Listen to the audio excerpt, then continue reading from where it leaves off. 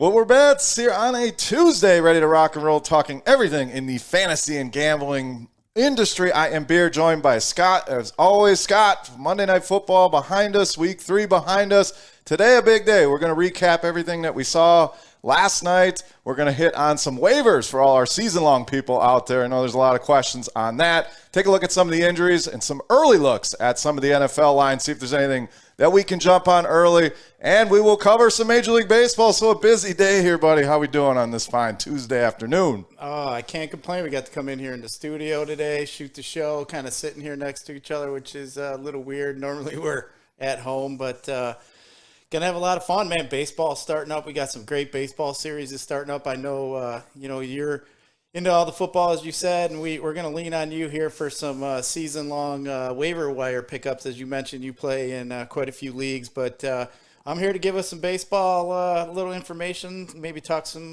football a little bit, but looking forward to this week in baseball. We got the last week, so exciting times. Got some playoff matchups here. Looks like we got about 5 or 6 series that are really going to have some implications, so looking forward to breaking it down and talking about some season-long pickups and see. I gotta make them some pickups here. I got a couple teams that definitely need a lot of work. All right, well, we're going to hook you up. We're going to help you out. If you're 0-3 out there, don't panic. We are here to help and get you the pickups you need. First thing to do, though, follow the new Twitter page at Woodward Bets. Make sure you also follow the network at Woodward Sports. We appreciate that, and I'm going to continue to grow this thing and bring you more and more content. So keep following us over there as the show continues to grow. But Scott, let's get into some of the last night. Let's recap, because didn't go as I'd expect it to go. I really thought Philadelphia would compete in that game, look good early on. Dallas kind of pulls away.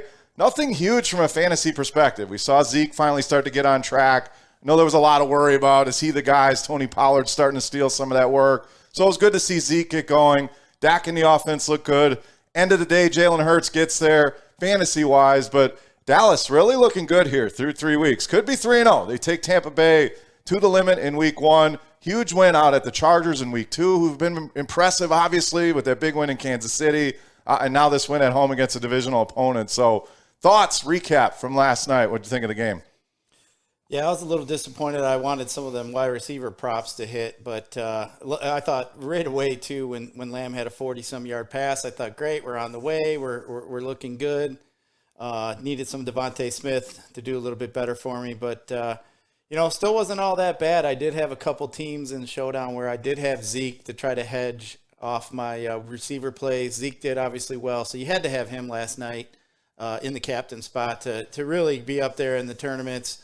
I was actually kind of surprised with Ertz, and then you needed to have Rieger as well in there. So another showdown slate. It was fun. I can't say I knocked it out of the park, but it was kind of a boring game to watch, actually, which a lot of times, as we like to discuss as we move on, like them division games are always tough, usually slobber knockers. So, but I will say I was a little disappointed in Jalen Hurts. Man, I thought I just thought he would just show a little better. I don't know if it was just the scheme Dallas threw at him, we just threw him off a little bit. They didn't even give any carries to Miles Sanders, so they obviously didn't get hardly in any kind of rhythm.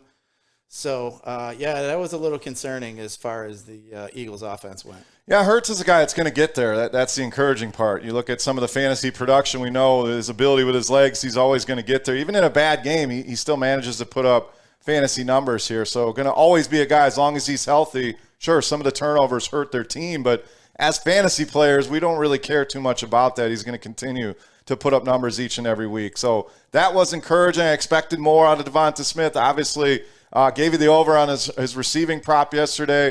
Was close. He had that one where he fell down. He was trending that direction, but unfortunately, we didn't hit that one. So going to pick it up, going to improve on those picks, and we're going to get into some of the waiver wire pickups for this week, Scott. Again, a lot of people out there looking to see who should we pick up. Before we do that, let's take a look at some of the guys that maybe have disappointed a little bit. Got people maybe panicking. We brought up Robert Woods on the show yesterday. I know he's one of the names.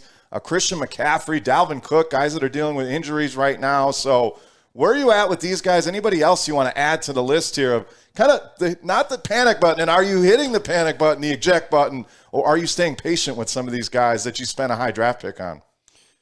Yeah, I'm a Robert Woods owner in a few, and I made the decision, like a lot of us, to either it was a Cup or going to be Woods. That was going to be Stafford's number one guy. I thought it was going to be Woods, and at this point here, obviously, definitely disappointed in Robert Woods. I'm not ready to 100% drop him, but I think he's getting to the point where it's starting to be I can't start him. I'm going to have to sit him, but I'm not really ready to give up on him yet.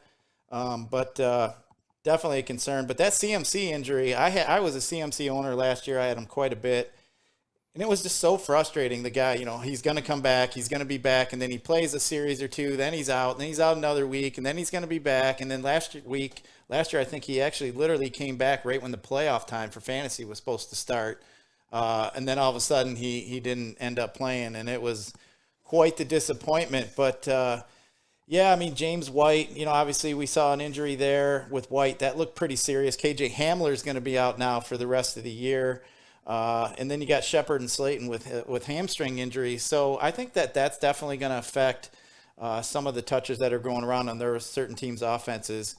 And then you got A.J. Brown, too, that was hurt a little bit toward the end of that game, and Juju as well. So we're going to have to just kind of keep our eyes peeled. But, the Tennessee situation with Brown, there's obviously a lot of talent there where they can spread the ball around. So it's not really like a funnel type offense where maybe the Giants maybe. Like now Galladay is going to be like a funnel type guy. It is good to see Barkley come back and show some promise. So, but yeah, I think, for me, like Woods is the one I think is getting the most talk right now about a guy that's really disappointing and what to do with them. I really don't think you can trade him at this point unless somebody's really offering you a bag of balls and maybe a draft pick or something. But yeah, it's definitely concerning for Woods, and I'm just going to hang on here. Yeah, I brought it up yesterday. I think he's a good buy low right now. That offense is too good for him to not have any numbers so far. Cooper Kupp can't continue to catch 180 yards, 2 touchdowns every single week. So only a matter of time before Woods gets it going here. Tyler Higbee. This offense is going to be electric all season long, led by former Lion Matthew Stafford, of course. So I think it's a good time to go out and search the Woods owner, and you may have the people panicking where you can get him pennies on the dollar, and it's not going to hurt your team. A lot of teams that are going to be out there trying to buy Robert Woods, you're probably 2-1, 3-0 at this point. You can go out and make that kind of move. So deal from a strength, the power hand, Scott. When you got a good squad going, that's when you can kind of go and pick off the 0-3 teams and really try to give them something to try to improve their teams. They're not buying into Robert Woods. It's a good time to kind of swoop in and steal him away. So you mentioned McCaffrey. That leads us into our pickups for Week 4, and I think it's got to be headlined by a guy, Chuba Hubbard, a rookie out of Oklahoma State, Scott. Now, I know a lot of people excited about this guy. I kind of pumped the brakes a little bit. I think if you're in desperate need of a running back, if you lost Christian McCaffrey, yes, Hubbard should probably be the number one guy on your list, but let's not forget, Christian McCaffrey was not placed on IR. So the Panthers obviously optimistic that he's not going to miss too many games here. So Hubbard feels more like a stopgap, a temporary 1 to 2 week play. How heavy, how strong are you wanting to go to the rim here for Chuba Hubbard?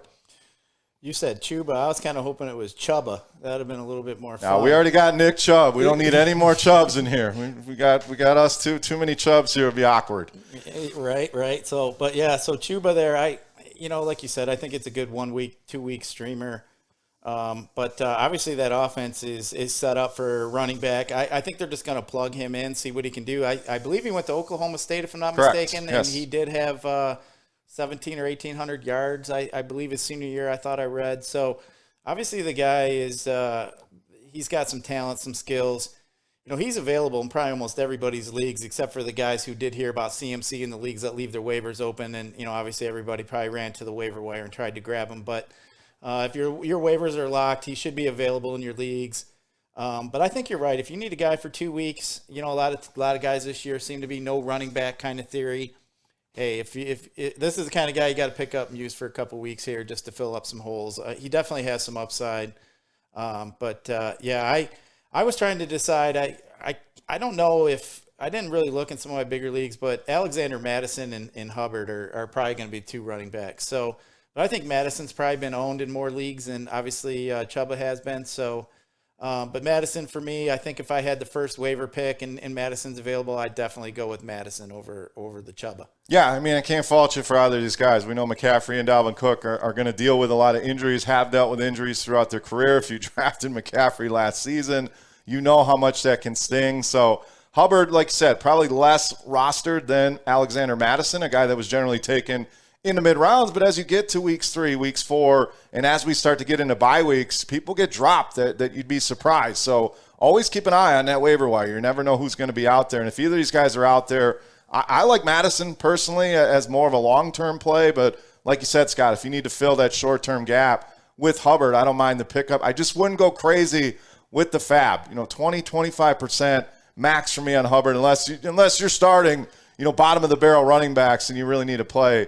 Then I don't mind it there. So other guys of note, Jacoby Myers. We saw have a big game last week. Scott, a guy I'm a big fan of, own a lot of him in my dynasty leagues, and I'm hoping we can incorporate more dynasty talk as the show evolves and grows. But we saw James White go down. We're going to talk about that. So you're asking, well, why are you talking to a wide receiver when a running back got hurt?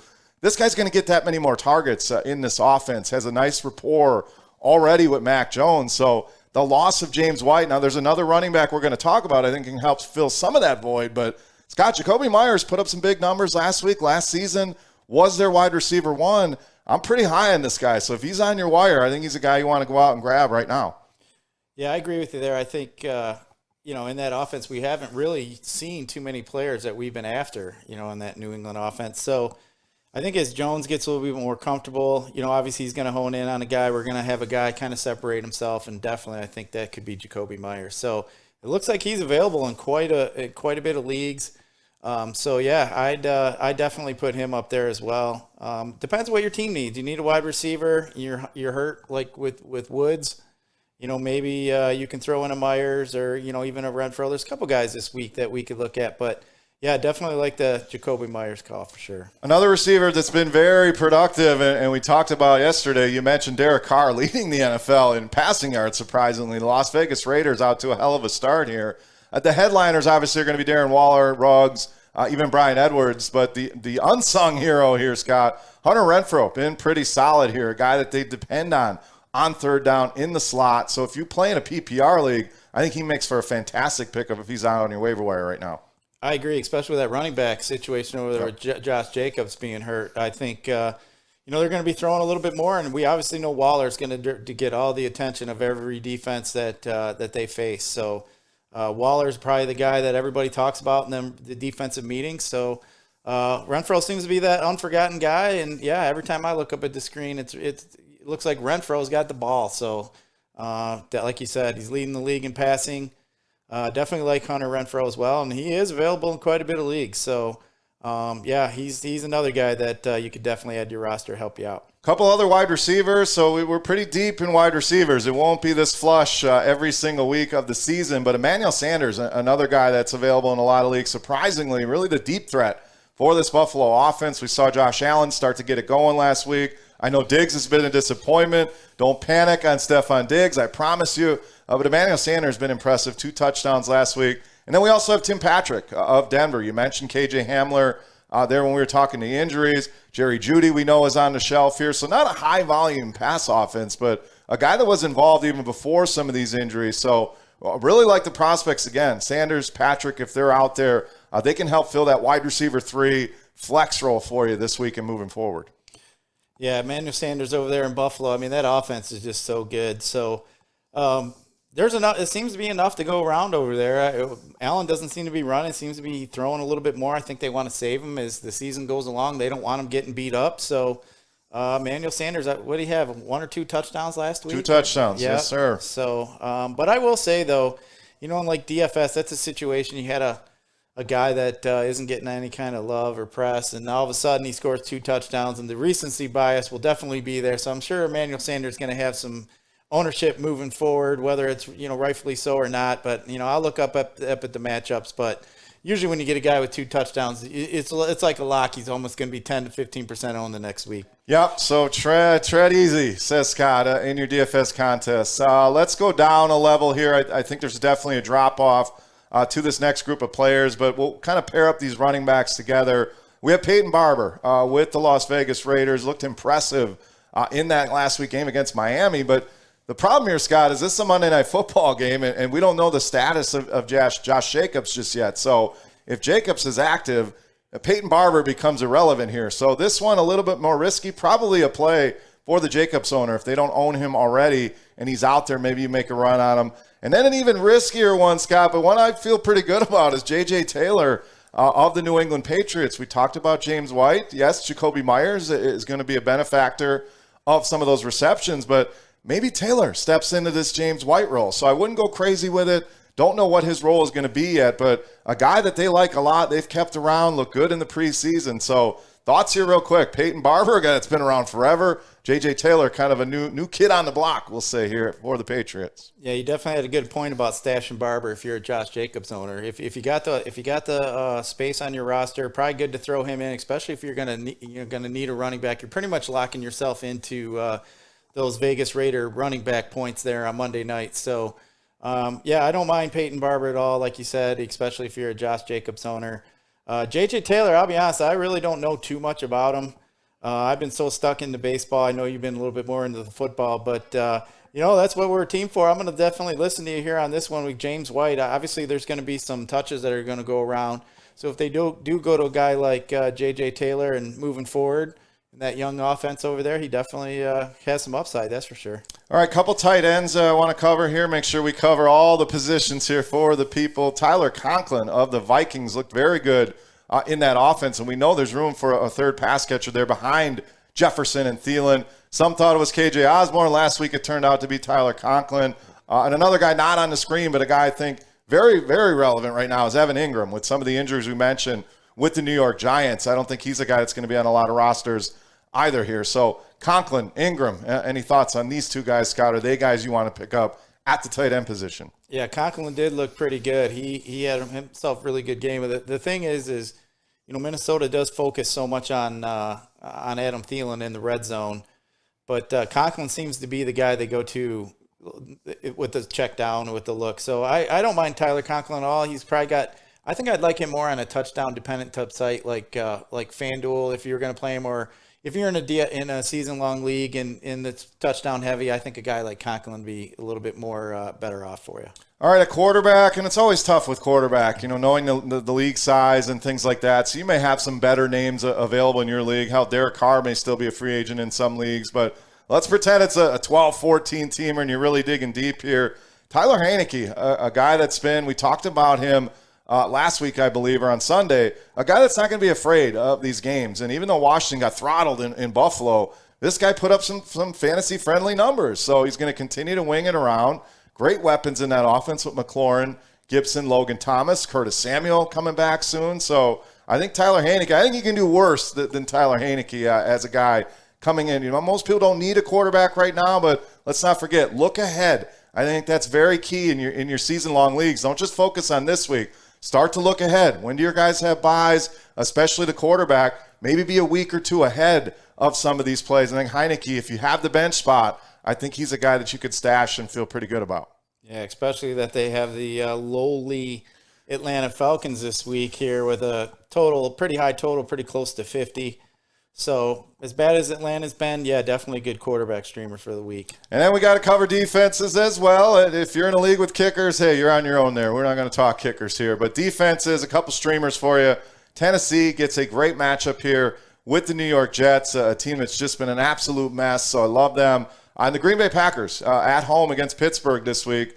Normally you'd say, well, I don't want to go against Pittsburgh, but that offense has been anemic. Now you have injuries to Deontay Johnson, possibly Juju Smith-Schuster here as well. So I think Tennessee and Green Bay, some good ads at defense this week.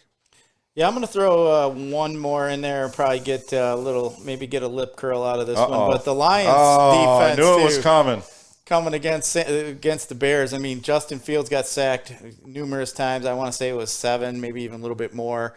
So you never know. I think the Lions defense as a streamer isn't a bad idea until we get Fields in a better position over there. So that Chicago Bears team seems to be in disarray, seems to be a little bit not in sync. So, teams like that are teams I like to focus on, especially like the Jets, like you mentioned.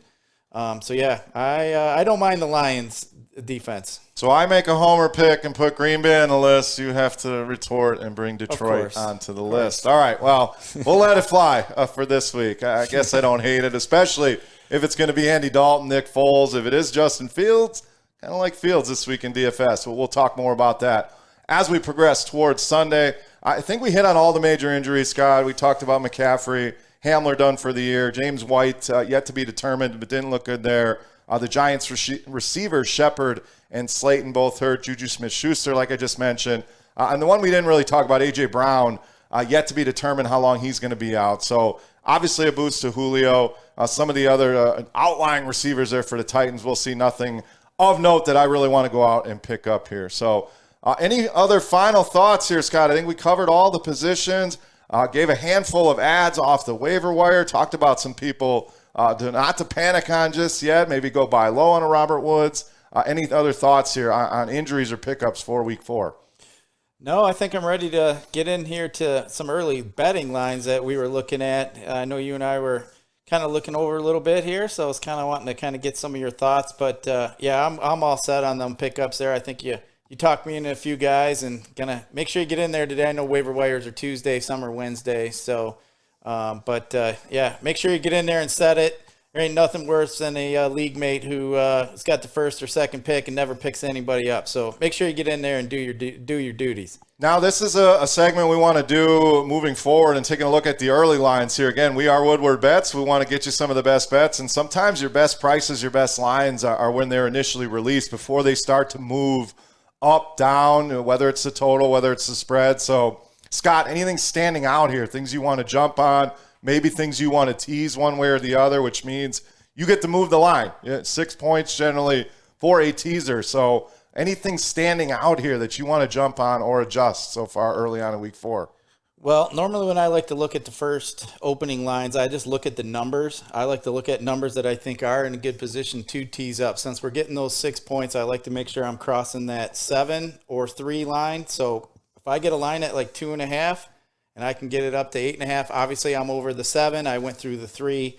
So I like to look at lines like that. So like here, we have Miami Dolphins at home getting -2.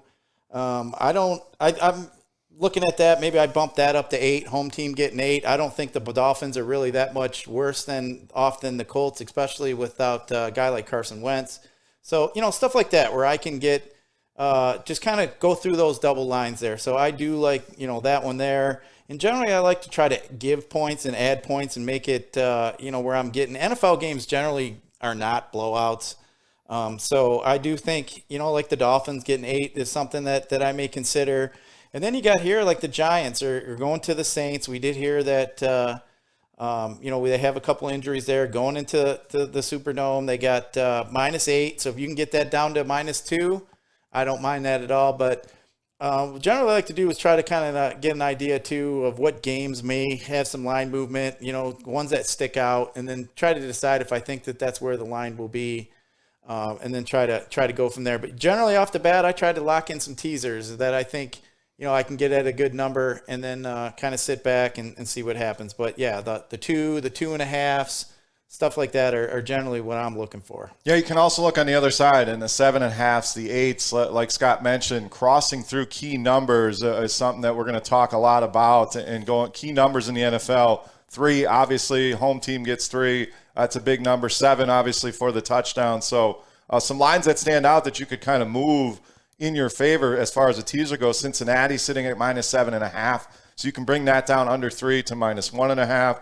Washington catching 1.5, so you tease that up, and now you're catching 7.5 there with Washington.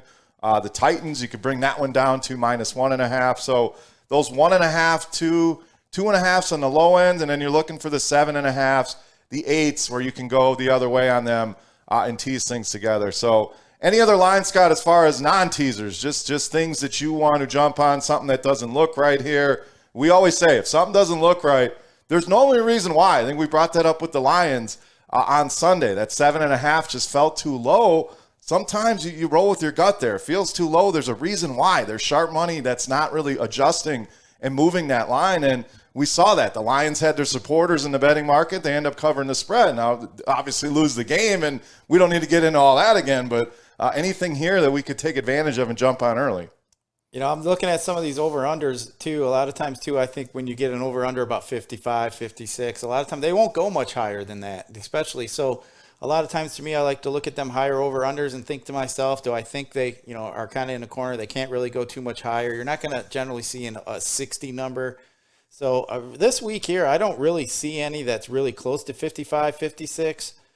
So that, that's something that I'm looking at here. Pretty much the highest over-under game I see at this point is the Chiefs and Eagles, 54.5. But just kind of looking at some numbers that I'm really not really sure on how they're coming up with the line. But I don't understand here why the over-under in that Buffalo game is 48 with Houston. I'm really not a fan of that at all. I don't think Houston's really going to score on Buffalo. So, my question is how many points is Houston going to put up on the road? They're 17.5 dogs. Let's see if Buffalo, they've been winning, and that they've been scoring in the 30s the last couple weeks. Even if they do get in the 30s, can Houston put up more than 10 points? I don't really know if they can. So that was one. I just kind of was looking, what teams have some really bad offenses, and then with some high numbers, and I don't think the Bills are going to put up all 48 themselves. So. I'm not a fan of that one. I think the under looks decent. So Houston projected for 15.75. Is there a team total right now? Buffalo with a 32-point team total, one of the highest you're going to see. So you're definitely going to hear us talk about Buffalo this weekend in DFS, a team you're certainly going to want to look at. It worries me that Buffalo could do that all on their own, Scott. They could end up dropping a 50 burger on this Houston team. And Houston's been good enough to score some points. They haven't been a team that's been as bad as we thought they were going to be. So I get your point there, but that one I'm going to stay away from. A few of the spreads I'm liking early, really like the Cardinals catching 5.5 at the Rams. The Cardinals have been fantastic. They're going to be able to keep pace with this Rams team. And the Rams probably just played their Super Bowl early on. Now, they're not a young team that's going to get distracted by this, but playing Tampa Bay – I think will take a lot out of them. It was a battle, a game that was built up, hyped up. Tom Brady somehow playing for the first time in his career in Los Angeles was kind of surprising. But I think maybe a letdown spot here for the Rams coming off that high. Arizona went to Jacksonville, did what they have to do. They are a team that's going to put up points. They've shown they're going to score 30 points a game. So I'll gladly take the 5.5 on the Arizona Cardinals here on the early line. Yeah, I don't mind that at all. We do like to look at teams that just played in high-type profile games because generally a lot of times there is a letdown. Another one you bring up is the Bucs. They're going back to New England. Tom Brady going back to New England. The Bucs are getting 6 points over under 49.5. I think Tom Brady is going to want to put a whooping on old Bill Belichick over there. So especially in front of his old home fans. So that's one here you could dip down to an even game because I don't believe Brady's going to lose in New England. There's just no way. I can't see it. Tom's going to be too proud. They're not going to lose 2 games in a row and him going into New England losing that one. Ooh, that'd be rough sledding for Tom. I can't see it. So Tom and Gronk we should actually mention. So both of them going back home. I'm kind of looking at the Buccaneers here. Maybe that 6. I think it maybe should get up over a touchdown. But I'll take the Buccaneers and Tom Brady. I'm glad you brought that game up. Obviously, the game everyone's going to be talking about this week, Tom Brady's return. Is it Brady? Is it Belichick? We'll see. And I know you talked about the spread. There's a total in this game I really like. And to me, the play is the under on this number. I know Tom Brady going to be fired up to come back home and beat his former team. But you got to think New England knows Tom Brady well. They're going to do their best to run the ball, slow this game down, play defense, keep Tom Brady on the sidelines the best they can. Now, are they going to be able to execute that game plan is yet to be seen. But 49.5 seems a little bit too high on this total. Yeah, I could agree with you. I think New England's going to try to slow it down. They're not going to – they can't get in a shootout with Tampa. There's no way. Bill Belichick already knows he can't win that fight in a track meet. So, yes, I think they're going to slow it down. Generally, New England plays at a pretty slow pace. So I think you might be on something good here. I agree with you. That 49 seems to be a little high. I just think it's because of the hype the game's going to get. I think it really should be around about a 45 number, I would say, if you were to ask me even before it started. So, I like that. I like that call on the under. I got two more games that are both intriguing, and both lines I think are a little wacky. The first one is Carolina at Dallas. We just saw Dallas as 3.5-point home favorites against Philadelphia. Well, now you have a Carolina team coming in who arguably has been one of the surprises of the league this season, especially led by their defense. Now, I get it. No Christian McCaffrey in this offense, but you got to be impressed by Sam Darnold, DJ Moore, the way this offense has been playing. Again, the defense has been lights out here, so 4.5 feels a little bit too rich here. I could see this one trending closer to 3.5 by the time we get to kickoff here. So I want to attack this early line with Carolina plus 4.5. Yeah, the only concern there is obviously the CMC. We'll see what, he's going to be out, but you mentioned, that offense is rolling good. I think, you're going to get some recency bias as good as Dallas looked. I think that's why that line started up so high. So, yeah, I think that number is going to get bet down. But, yeah, Dallas, obviously, big home win Monday night, short week. I usually do like to attack those teams that played on Monday night and then have a short week and they play up on a Sunday, especially if they even have an earlier game, which they obviously do. A lot of times they're nice to some of these teams, let them play like on a Sunday night or a 4 o'clock. But, definitely like attacking teams that have a short week. And then one more game, I think another great game to look at here is going to be Las Vegas and the Chargers. Two teams playing very well right now. We mentioned Vegas surprisingly 3-0. Some of the wins a little bit ugly, no doubt. That Baltimore game, they tried to give that away. They tried to give away the game this last week against Miami. So this could easily be a 1-2 team here, but they have gotten it done. The Chargers kind of feel the same way, Scott, that I do about the Rams. The Chargers coming off a very emotional win in Kansas City, and maybe we'll see it. The passing of the torch, who knows? I know a lot of people are going to try to write off the Chiefs, who sit at 1-2, but a very impressive win nonetheless for the Chargers in that game. But now you got Vegas coming in, feeling good about themselves, feeling confident. 4 feels a little too rich for me. I think this will be down to about 3 by the time kickoff goes on Sunday. So I like grabbing the Raiders plus 4 in this one. Yeah, and you think about, as we talk about too, generally the home team's getting a 3-point bump. So, it's pretty well known the Chargers really are not a home field advantage for themselves. They do have a lot of fans that come in from other areas. So I got a feeling here that going back to Los Angeles, it's going to be a Raider-heavy crowd. So I do like that 4 points because I think they're losing out. We're getting like a 3-point bonus because they're giving them that 3-point line because they feel as if they're at home. But I don't feel that advantage is there. All right, let's transition from anything else here on the lines in the NFL, anything we want to grab. Again, we don't want to go over every game. Some lines look okay. We don't need to bet everything.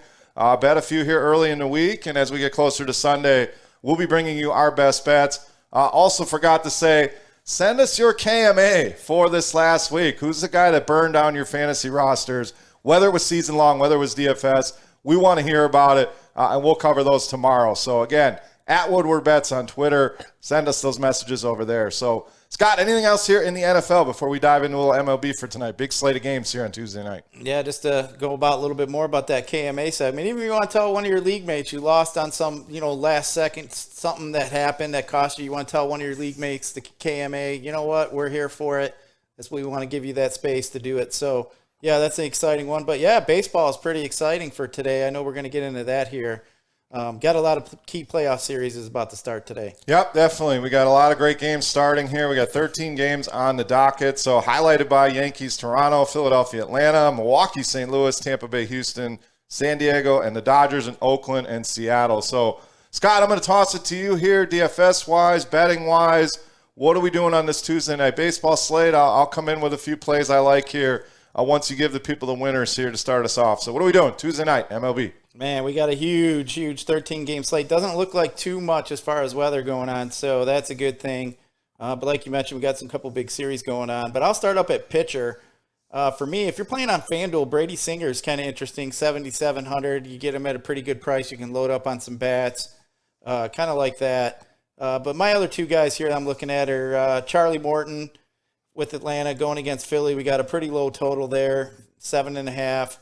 I really like Charlie Morton. Get him 8,600. He's got some K upside in him. The Phillies do have some strikeouts there, so I don't mind that at all. And then Logan Webb has been really, really good for the Giants. I really like his upside, especially against this weak Arizona team.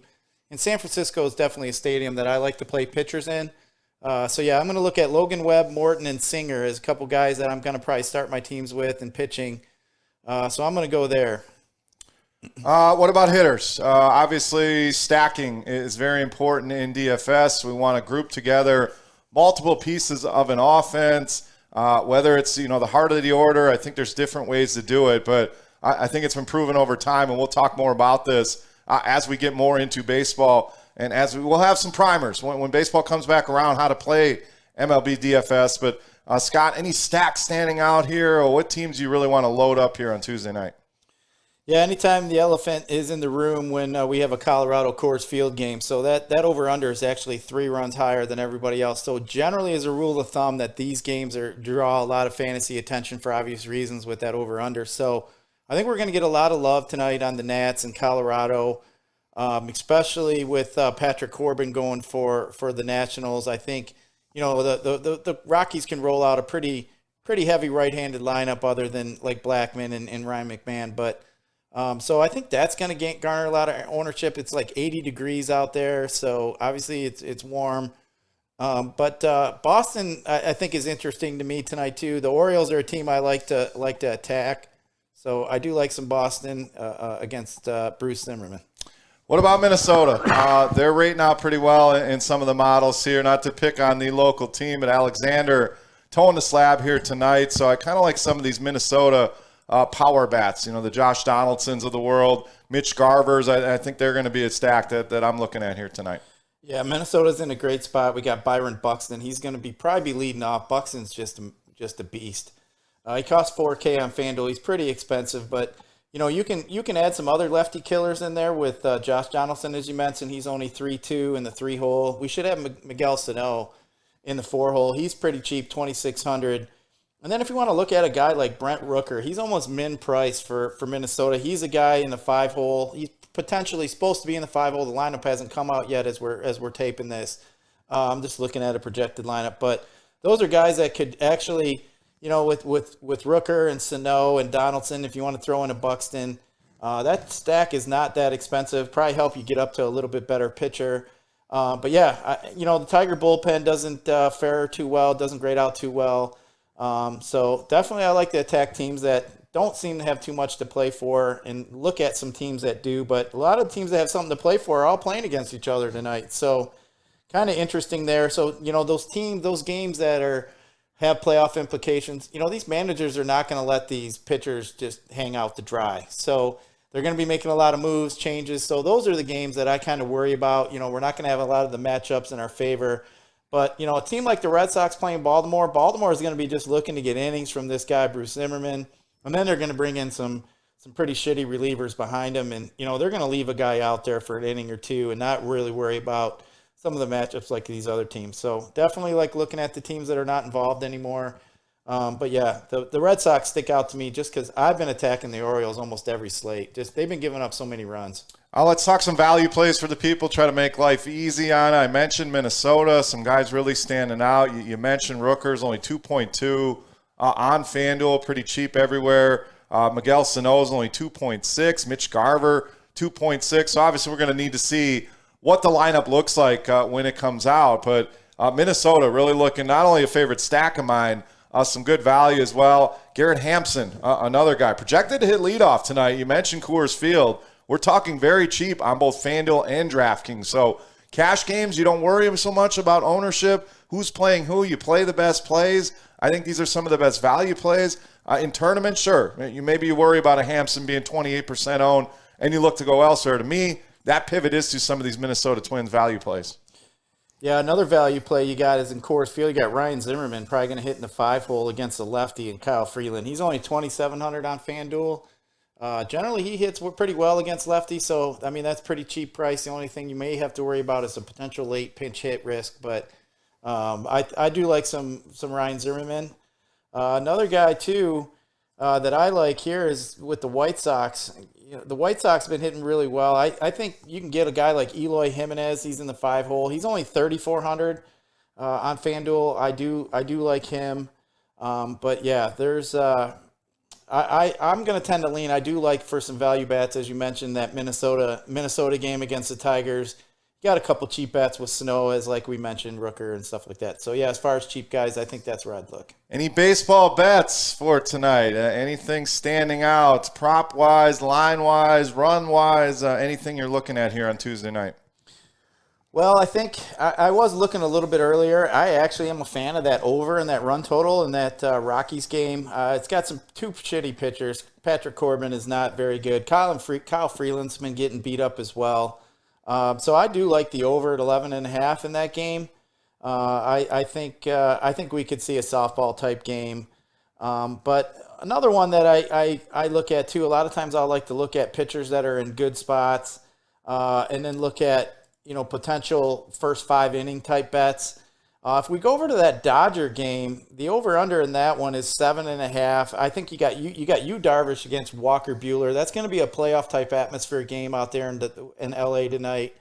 I'm kind of looking at the Dodgers here in the first 5 innings. I really like the Dodgers. I think Yu Darvish, he's not the greatest Yu Darvish that we've seen in his career. So I think the Dodgers here, I think you can get them in the money line in the first 5 or even minus a half run. It'd be about $1, minus $1.25 or so. So I don't mind the Dodgers first 5 as a bet, as long with that over in that Coors Field game. All right, a couple bets for me. I really like Tampa Bay in this game against Houston. And again, a series that we've talked about. The line has kind of trended towards Tampa Bay here in this one. So you can get them anywhere plus 110 as high as plus 120 out there. So really like that one. I also like the Oakland Athletics tonight, another line that's kind of trended towards the A's here in this game with Seattle. So that one, minus 111 is the best I could find there, but nothing higher than minus 115 there for the Oakland A's. So I think they're in a good spot here as well. So Tampa Bay, Oakland for me, best bets in MLB. Scott,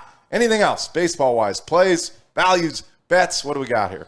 Yeah, I think, something that just came to my mind when you were mentioning some of them, the spreads and them lines, make sure if you're, obviously, you and I, we bet quite a bit, we have more than one book. So a lot of times shop around, make sure you can get a line that's a little bit better for your liking. You may see a minus 120 on one site, you might get it at minus 110 on another. And, that definitely matters. So, just make sure you check out that kind of stuff. It is important to shop around. You'd be surprised at some of the line differences you'll end up seeing. Yeah, and you may say, minus 110, minus 115, what's the difference? If you're betting a lot, that starts to add up. You want to try to find the best price, like Scott said. Here in Michigan, all the sports books are vying for your being a customer, so there's plenty of offers out there. So shop around and find these deals. Find the free money that's been given out, but best advice we can give you, again, find that best price on your bets, whether it's a half point on the spread or the total or a better juice. I think long-term is going to be good for you. So that's all we have for today here on the Tuesday show. Come on back tomorrow. We'll look again into more NFL talk, update you on the injuries, see how our waivers went personally. So we'll update some of those and look into more of that. We'll also talk more MLB tomorrow. And, of course, our KMA segment, Who Burned You? Whether it's a league mate, whether it's a player, send that to us at Woodward Bets on Twitter. Again, follow the network as well at Woodward Sports. Scott, final thoughts for the people here for Tuesday night. Well, I know one guy who's going to probably have a KMA might be the Lions field goal bar. Might have a KMA segment. So, but yeah, looking forward to tomorrow, and hopefully we can get some winners for tonight and getting that green. Yep, I hinted at a KMA the other day, I believe yesterday. Hollywood Brown kind of killing some of my lineups here on the other side of that game, dropping all those touchdowns, but I'm sure we'll have more. So get your KMAs in again at Woodward Bets. For Scott, for Matt Sawyer behind the glass, I am Beer. We are Woodward Bets. Thank you for watching. We'll see you tomorrow.